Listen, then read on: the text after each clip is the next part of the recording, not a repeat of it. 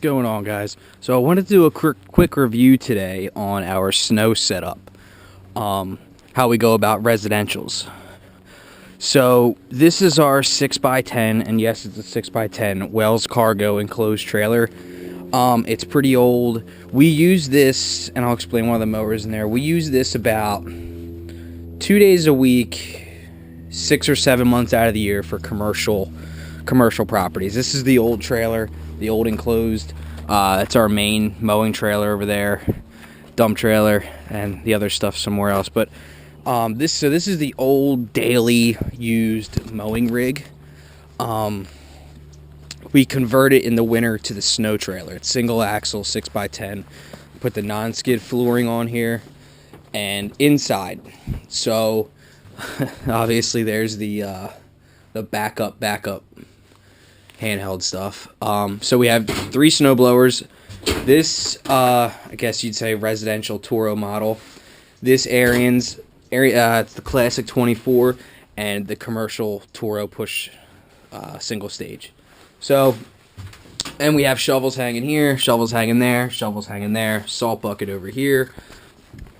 Like I said, this thing's pretty beat up. It was used every day for maybe 2 or 3 years. So, like I said, it's used 2 days a week for mowing. In the mowing season, for our commercial accounts, we have the walk behind there, and then the stander back here. So this is kind of, like I said, this is the only trailer that's not used much, so we converted it to a winter rig. Put the wood blocks down there to keep these from moving, and then we strap them down with bungees. This guy's getting an oil change, so he's out of there for a second, but we usually have 3 of them side by side. So the reason why we put that mower up there is for the weight. You know, sometimes we have bad storms, sometimes we don't, and, you know, it kind of helps with fishtailing when you have all the weight. But let me show you what we did with this salt bucket we have. We don't have a push spreader. We only have, like, maybe 100 accounts for snow. We don't get much here, but this is one of those old steel straps, or one of the straps you get with everything you buy, and you just sling it on over, and there's your salt bucket. Load it up with salt. Keep that to the side.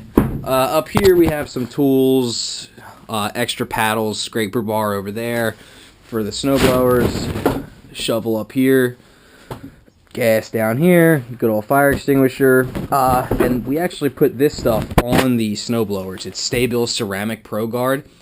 We haven't used it yet with the mowers, but it really helps with the snow buildup on all of those snow machines, which is awesome. WD-40, some other stuff. Like I said, just the basic tools we need for snow.